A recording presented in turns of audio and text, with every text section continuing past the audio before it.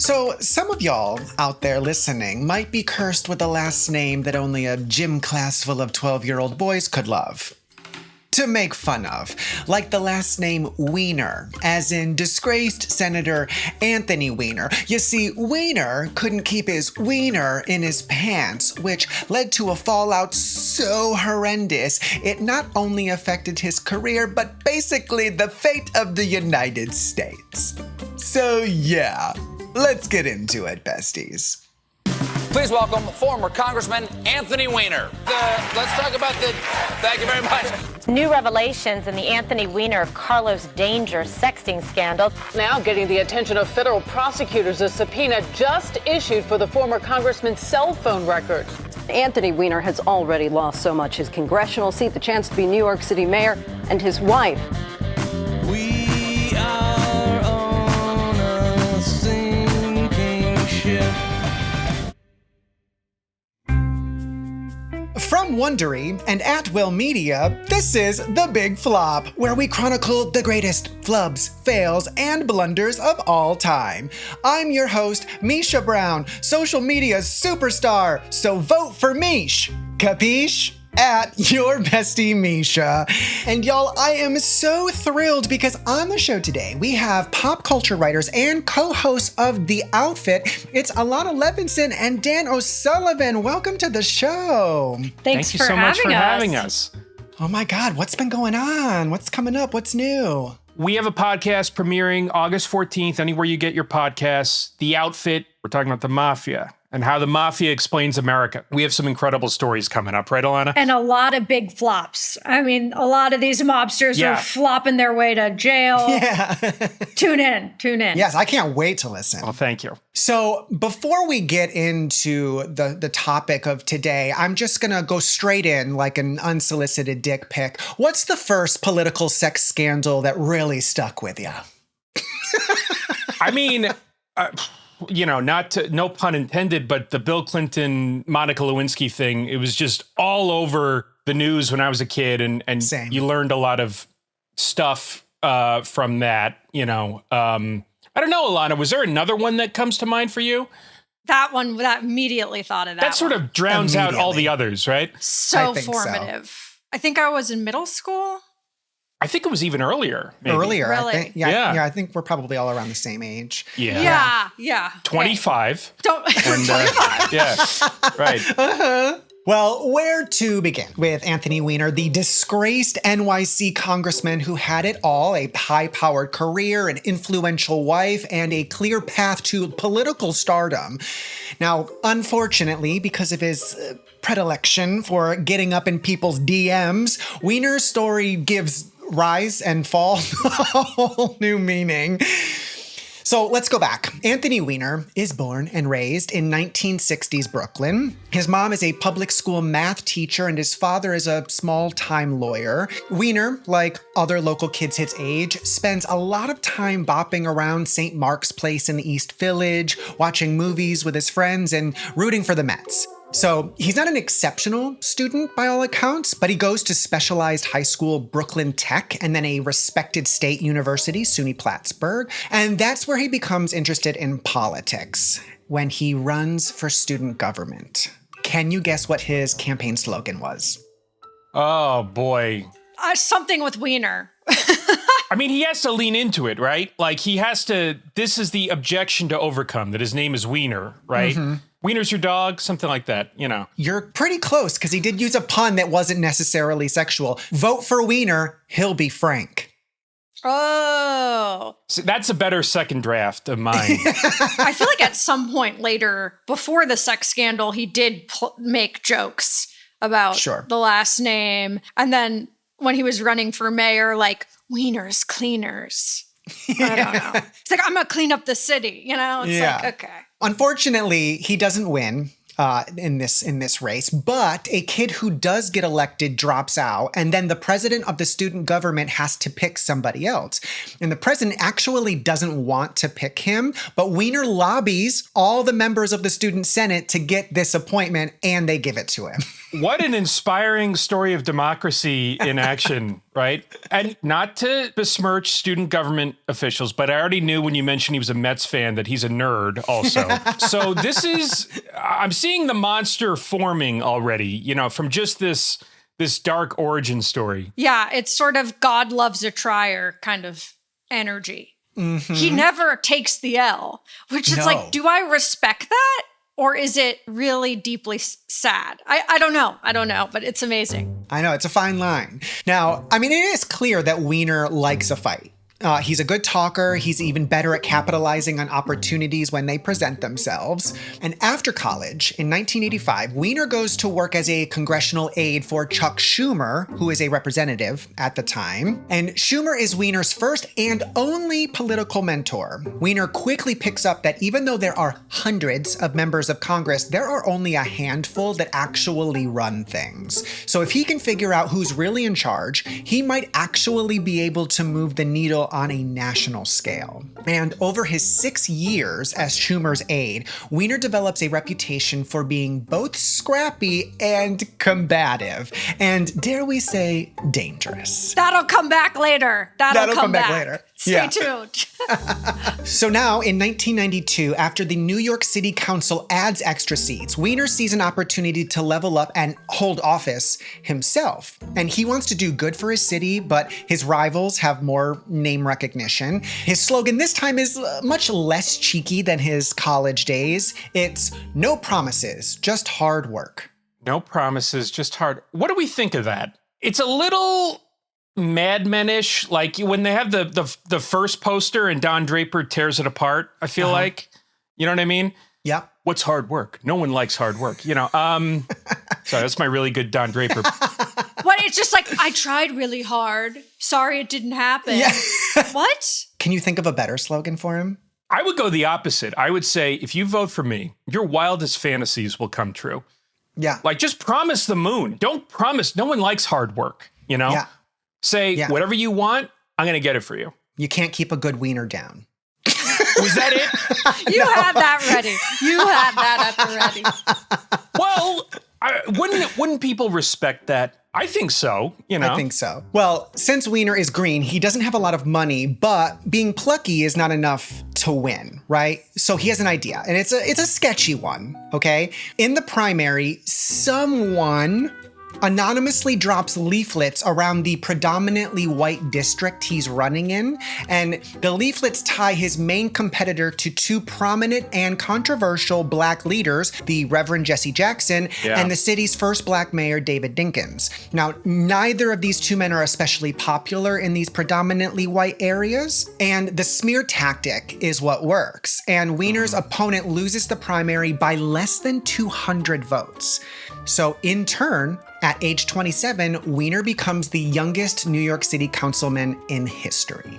That's really interesting history, because I remember I was growing up on Long Island at that time, and remember that that kind of really racist sort of politicking, we associate, or I tend to associate with one of the parties, but it can be a bipartisan issue that everyone agrees on, Now, he does start to win people over, gaining a reputation as a true champion for the people and the city. He helps revive the struggling Sheepshead Bay neighborhood in Brooklyn by encouraging grocery stores to come back to the area. He fights for more public funding for parks and beaches. He investigates fatal stairway fires and gets the city to use safer paint in their housing projects. And he even starts a program for troubled teens who go around cleaning up graffiti. Alana, you remember the name of these cleaners, don't ya? How could I forget? The Weiner Cleaners. But I mean, those are good. I don't see any red flags about him recruiting a bunch of teens to be his Weiner Cleaners. I don't see any, issues there. But no, you're right. That's a little surprising to hear, because I guess I always had an impression of him as being a bit of a lightweight when it came to actual, political work. Maybe that's later. Like the food desert stuff with the grocery stores, that's what the current mayoral nominee is running in large part on, adding these city-run grocery stores, right? Absolutely. So when Schumer then runs for Senate in 1998, Weiner makes a grab for his old boss's seat in the House. Now, he's got more experience now, and yet he still doesn't have the kind of financial backing his opponents are getting, but he runs a stellar grassroots campaign, and having the newly minted Senator Schumer at his side doesn't hurt, and he ends up winning the seat.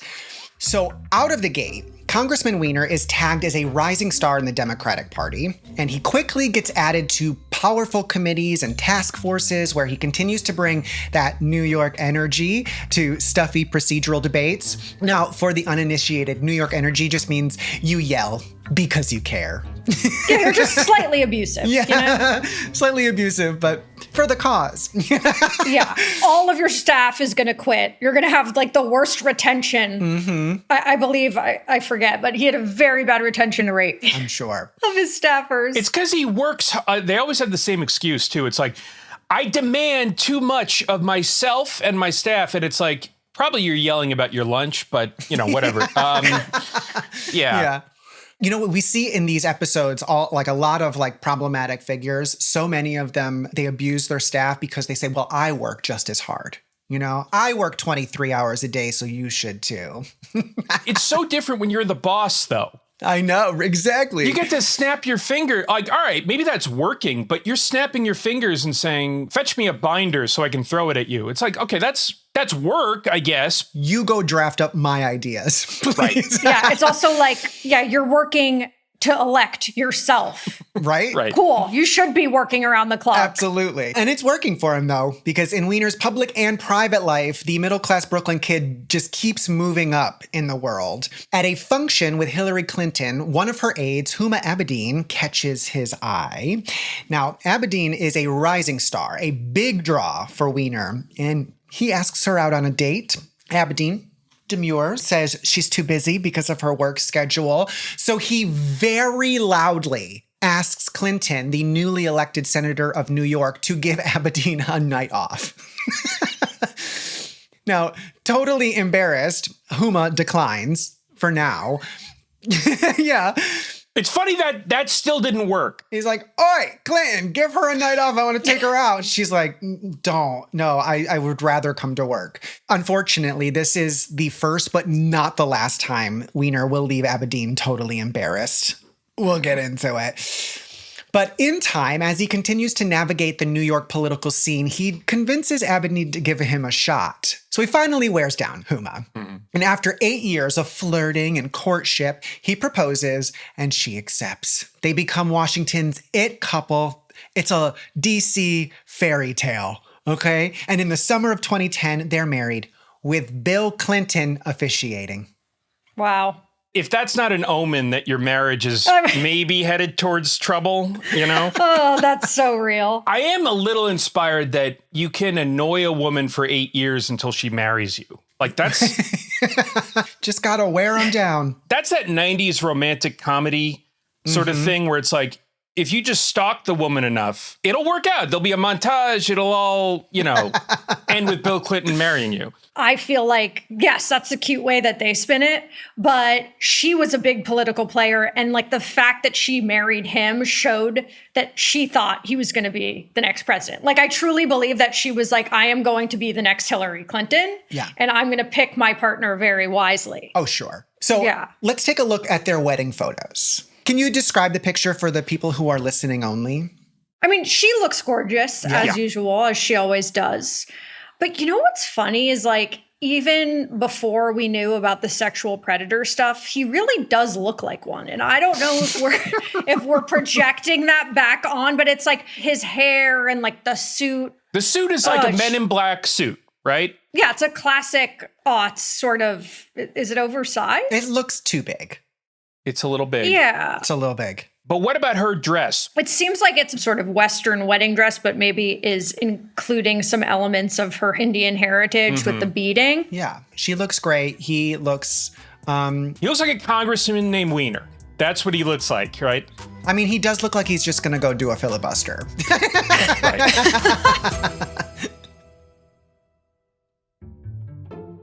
With his wife Aberdeen by his side and having powerful friends like the Clintons at his wings, Weiner gets a jolt of bravado, shall we say. Just 2 weeks after his wedding, when Republicans try to stop a bill that would provide health care to 9/11 first responders, a video of a very feisty Weiner goes viral.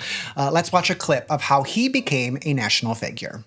It is a shame! A shame! If you believe this is a bad idea to provide health care, then vote no! But don't give me the cowardly view that, if it was a different procedure, the gentleman will observe regular order and sit down. I will not. The gentleman will sit. The gentleman is correct in sitting. That's a spicy Weiner.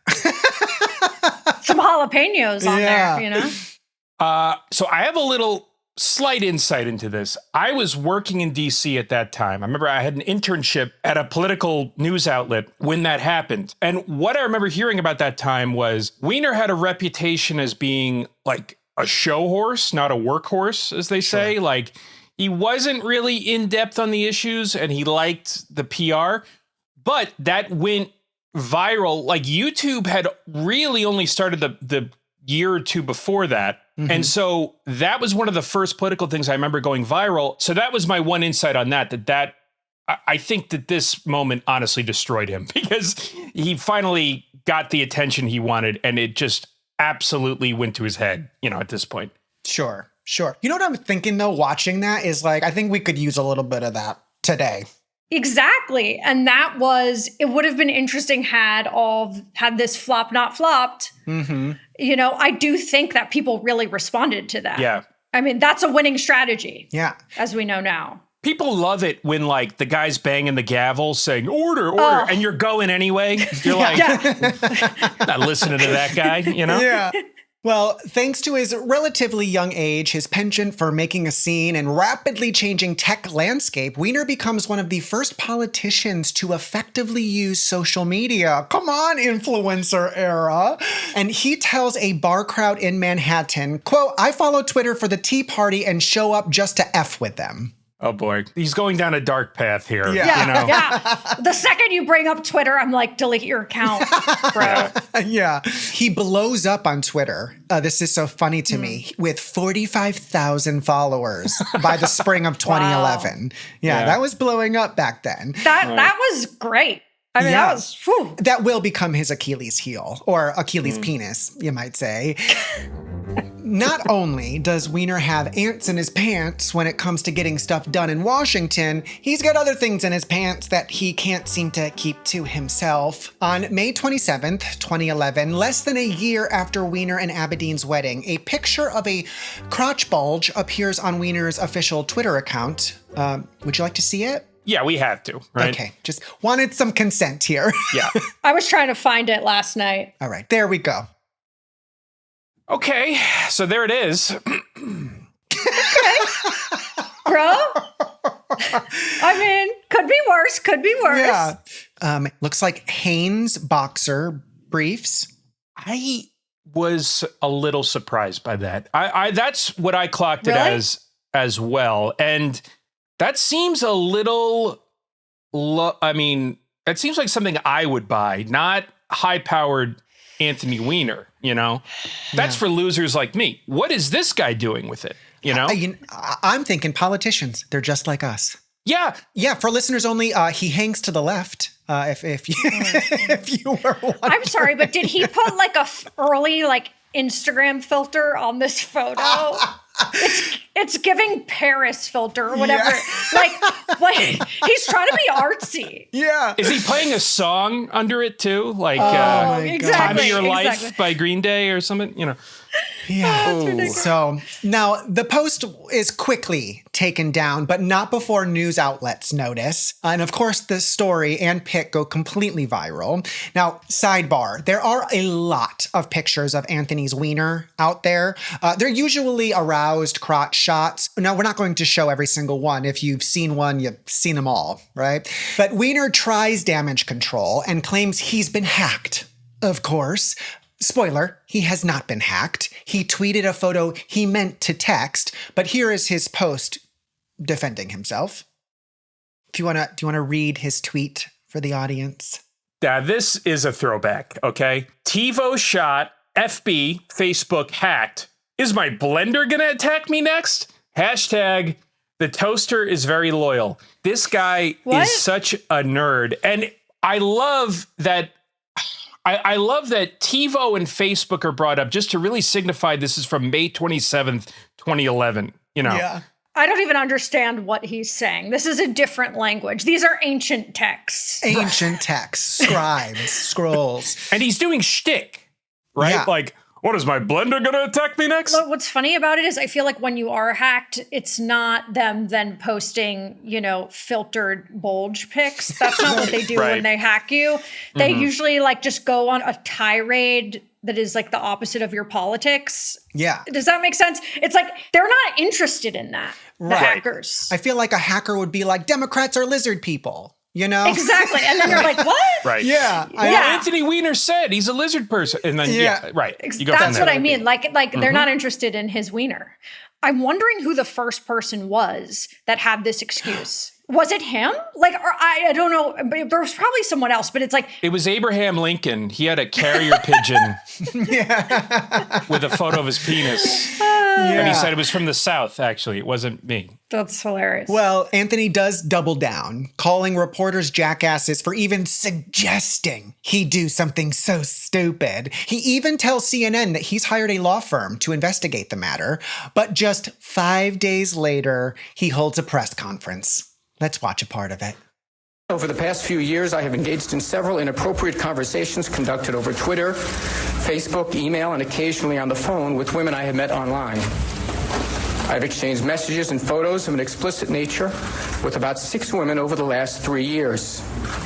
For the most part, these communications took place before my marriage, though some have sadly took place after.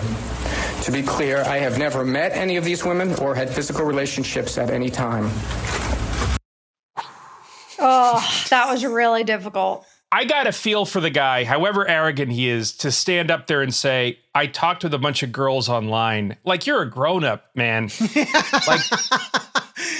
That's brutal to see, Now, Weiner's justification is that he's addicted to the attention, very much like you were saying, Dan. He's a little nerd. He's finally getting the attention that he so desperately wants. And he claims people online reach out to him to tell him he's awesome. Then they might flirt with him a little bit, yada, yada, yada. He's juggling multiple digital side pieces. I mean, what do you think about that explanation?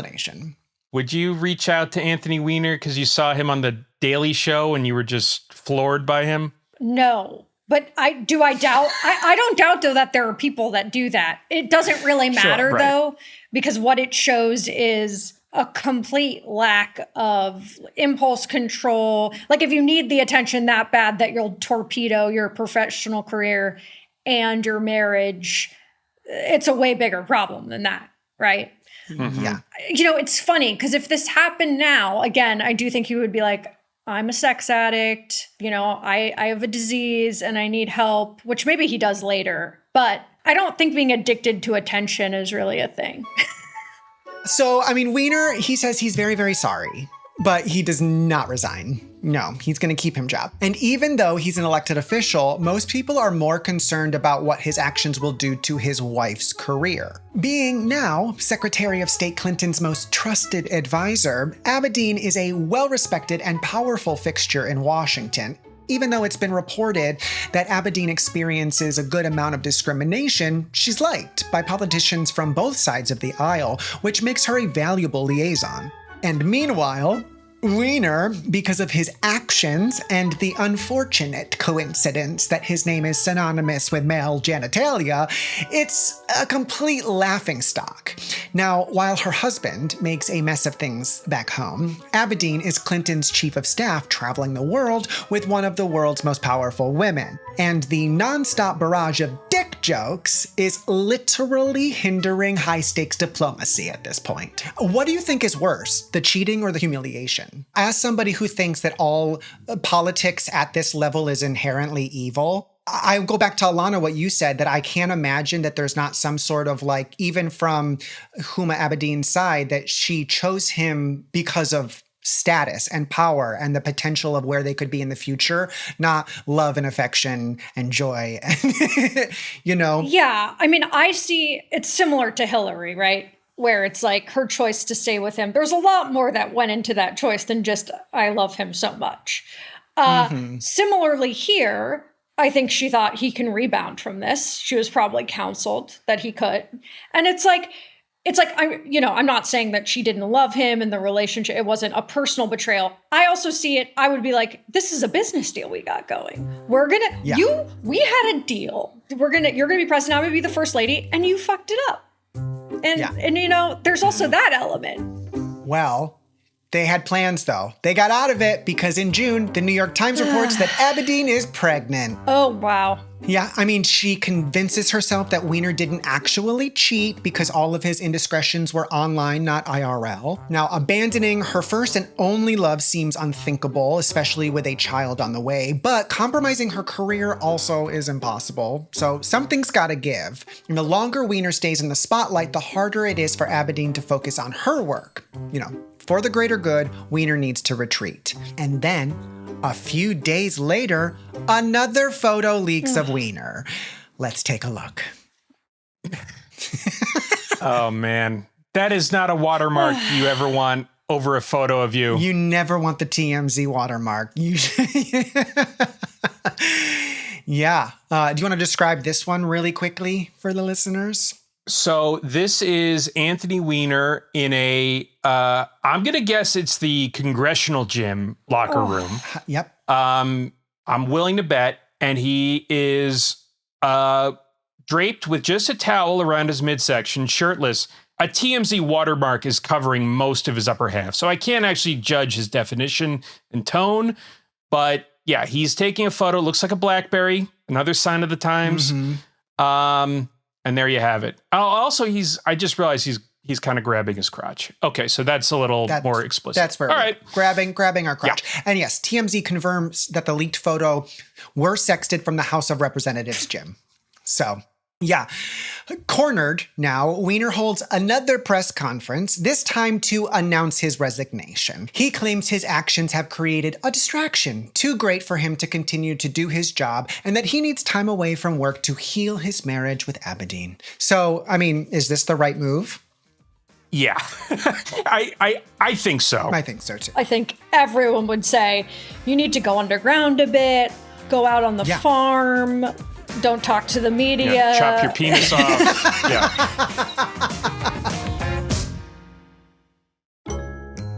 Abedin and Weiner, they enter therapy, and a few months later, their son is born. And for 2 years, the couple seems to be making progress, and Weiner stays out of the limelight. By 2013, Weiner feels like he's been a good boy for long enough and it's time to redeem himself. So he suggests running for mayor of New York City again. And Abedin, she thinks this is a brilliant idea.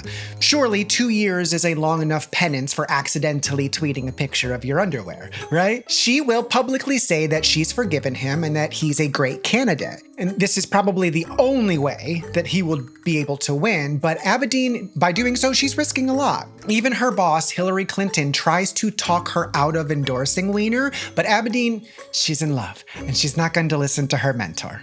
If Hillary Clinton said, drop out. Okay, this is too bad an idea for me to endorse, I would really take it under advisement, you know? Yeah. Not to mention, all of this happens while a film crew follows Weiner and Abedin around documenting his redemption arc.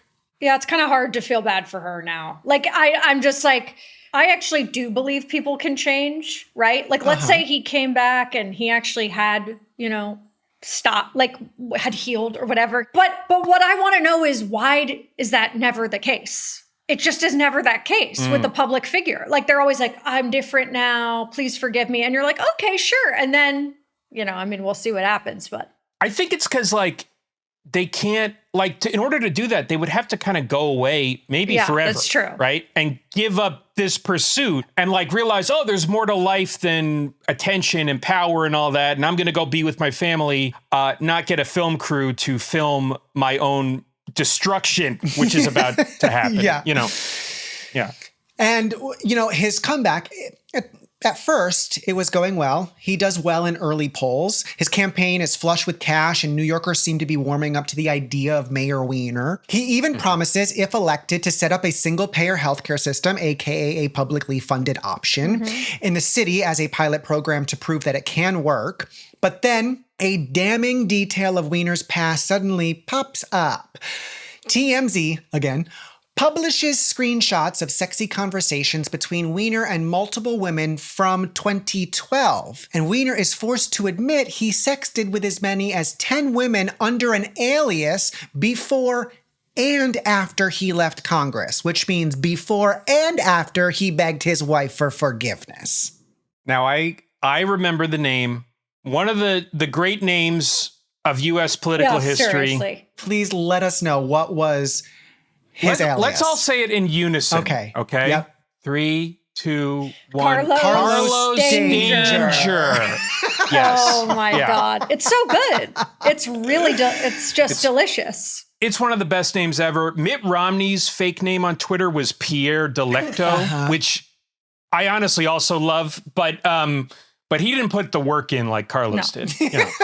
Obviously, nobody can let Carlos Danger slide. And now the fact that he has a funny name is somehow overshadowed by a sillier name, which is funny. Now, the camera crew captures all of the marital betrayal and political meltdown in real time, including the story of one woman who deliberately trolls Weiner for having sexted her. Like, she appears on talk radio, is photographed for the press, and shows up to confront him in person. As a result, Weiner's campaign manager resigns. That's too hard of a job. And in September, when the primary results come in, Weiner earns less than 5% of the vote.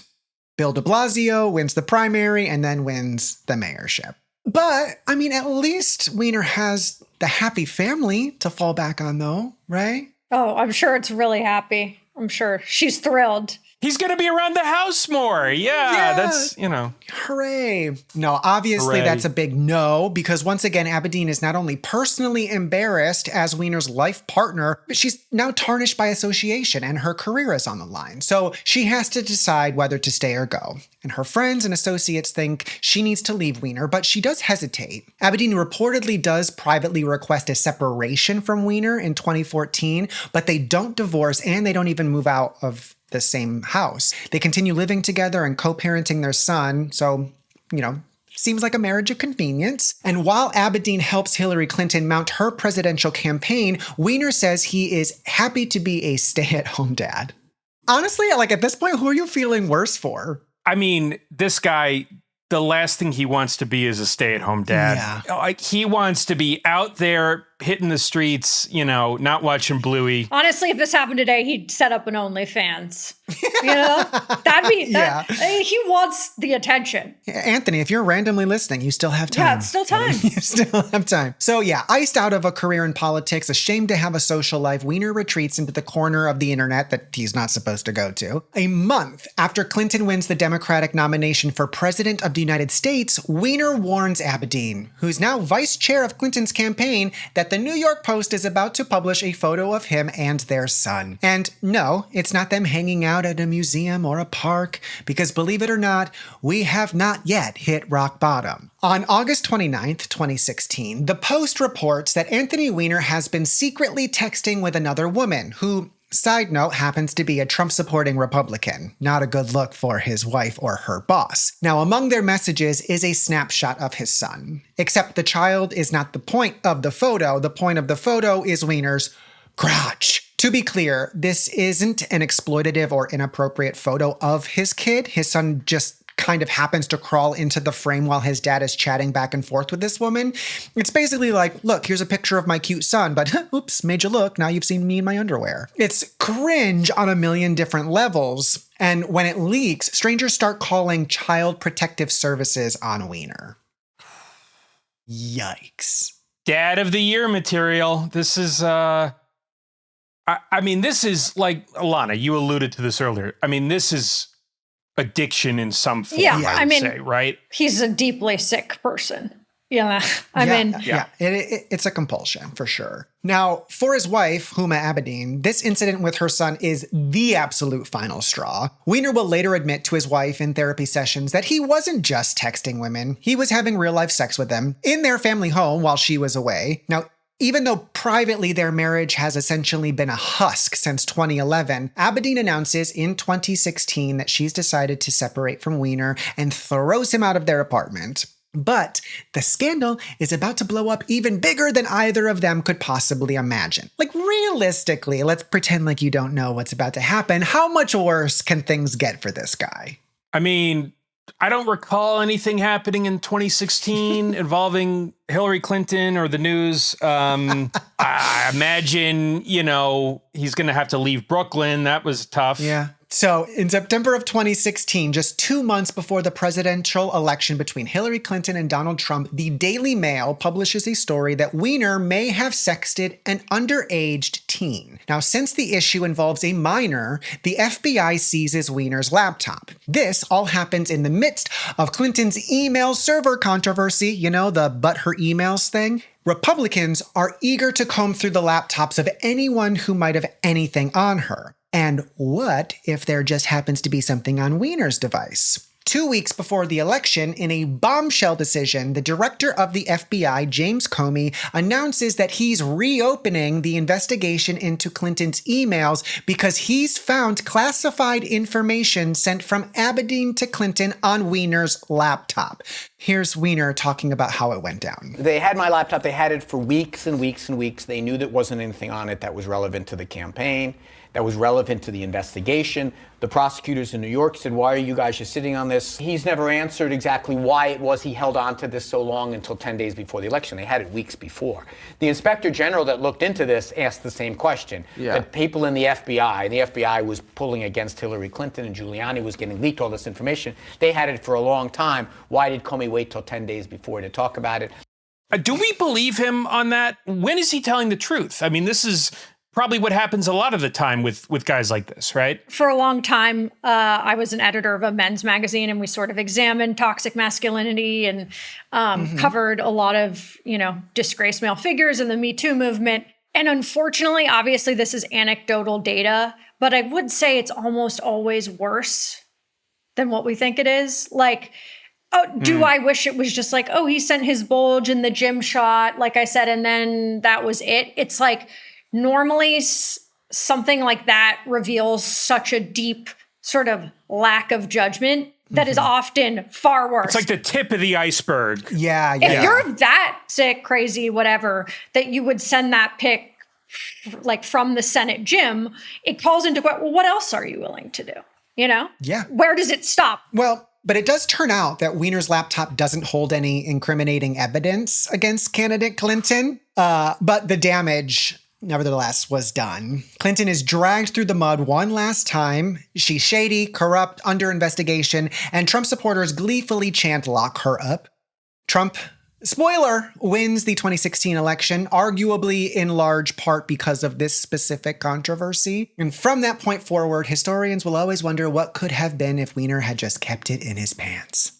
Man, one of those inflection points, like in history, Lincoln gets shot, and we don't get Reconstruction. Anthony Weiner photographs his penis the last time, and I don't know.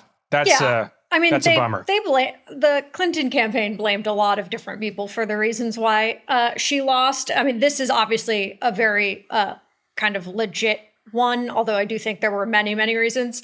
But I do think also, though, if Huma had dumped his ass when he did this the first time, then that also wouldn't have happened. It's kind of an ultimate fuck around and find out. It's like, give him another chance, but down the line, he might do something and then completely undermine your life's work, your boss's life's work. Yeah. Literally. So in the fall of 2017, Weiner waives his right to a trial and pleads guilty to transferring obscene material to a minor, and he's sentenced to 21 months in prison.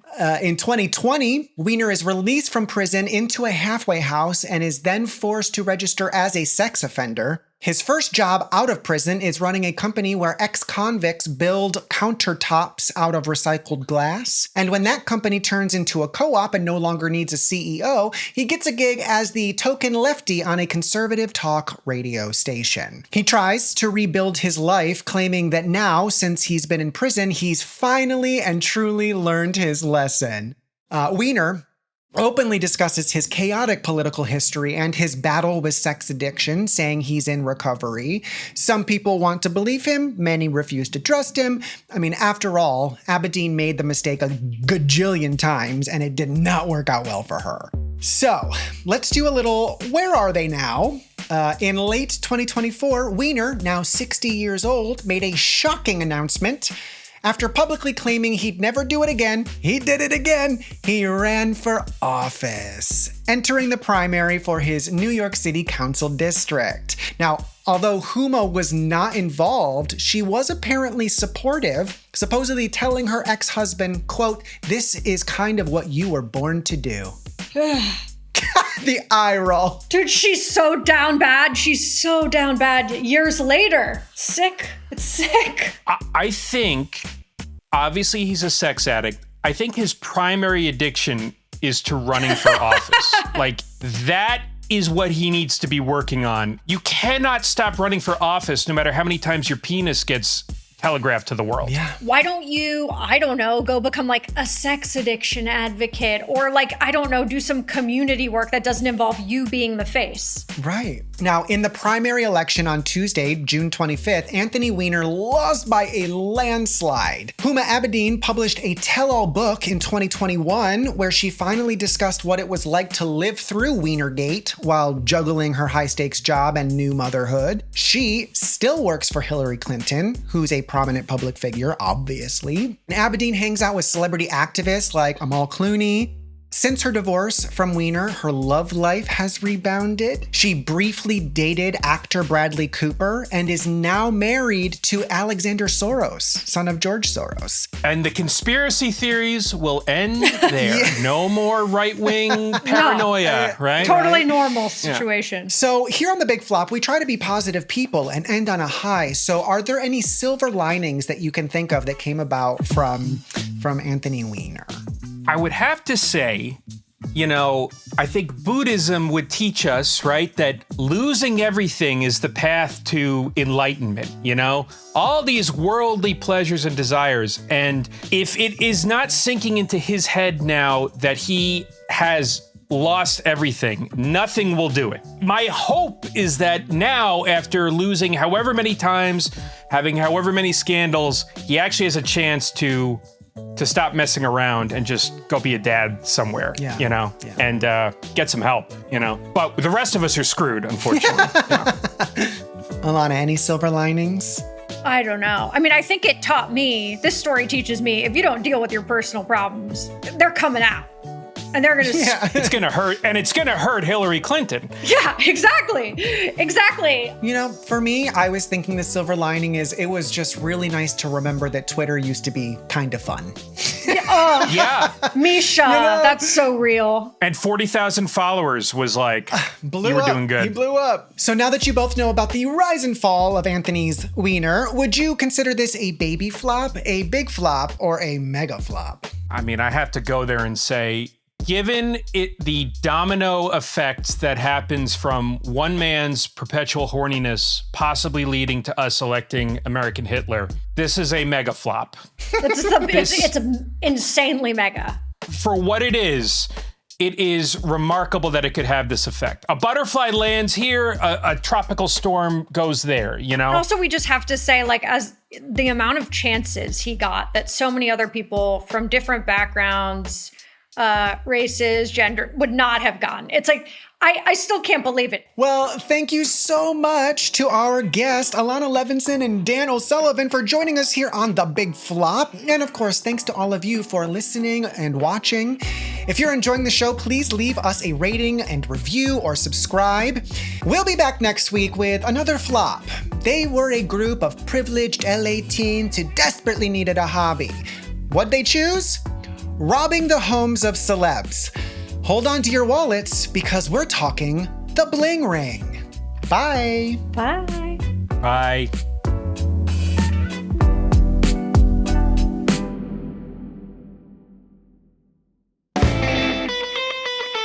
The Big Flop is a production of Wondery and At Will Media.